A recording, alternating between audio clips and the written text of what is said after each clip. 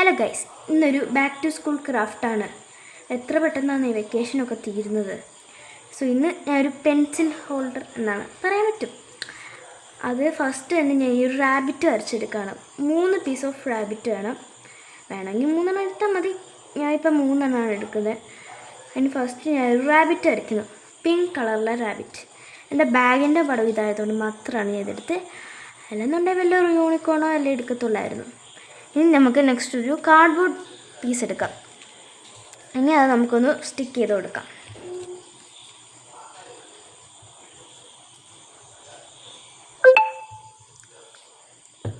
നമുക്കിതൊന്ന് ഉണങ്ങാൻ വെയിറ്റ് ചെയ്യാം.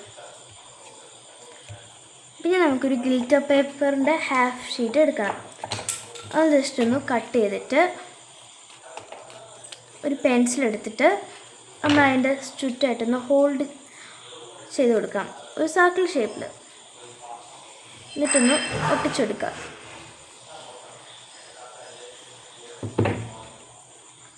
അത് കഴിഞ്ഞിട്ട് നമ്മുടെ റാബിറ്റ്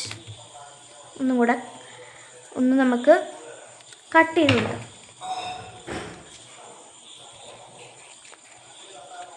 ഇത് വേണമെങ്കിൽ നിങ്ങൾക്ക് ബാക്കിലൊരു പേപ്പറും കൂടെ ഒട്ടിച്ചെടുക്കാം, കുറച്ച് നീറ്റ് ആവാൻ വേണ്ടി.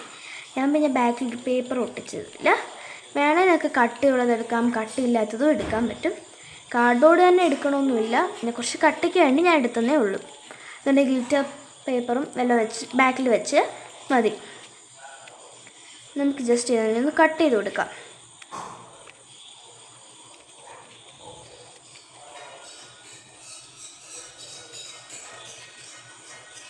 നെക്സ്റ്റ് വേറെ 2 കൂടെ ഉണ്ടാക്കിയെടുക്കണം.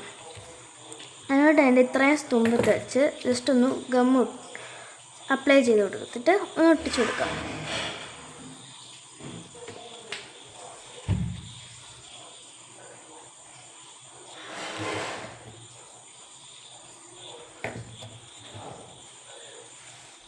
നെക്സ്റ്റ് വേണം അതേപോലെ ഒന്ന് സ്റ്റിക്ക് ചെയ്ത് കൊടുക്കുക.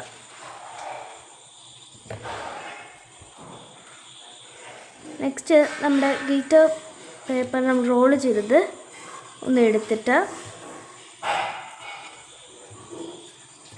അതിൻ്റെ ഇവിടെ കുറച്ച് ഗം ആഡ് ചെയ്യുക. എന്നിട്ട് ഇതേമാതിരി ഒന്ന് ഒട്ടിച്ചെടുക്കുക. എനിക്ക് തോന്നുന്നു ഞാൻ ഭയങ്കര ബിഗ്ഗസ്റ്റ് ആയിട്ടുള്ള ഒരെണ്ണമാണ് ഉണ്ടാക്കിയത്. അത് എനിക്ക് ഇഷ്ടപ്പെട്ടില്ല അത്ര കിട്ടും. നിങ്ങൾക്ക് ഇഷ്ടപ്പെട്ടാൽ ലൈക്കും സബ്സ്ക്രൈബും മറക്കണ്ട. Bye bye.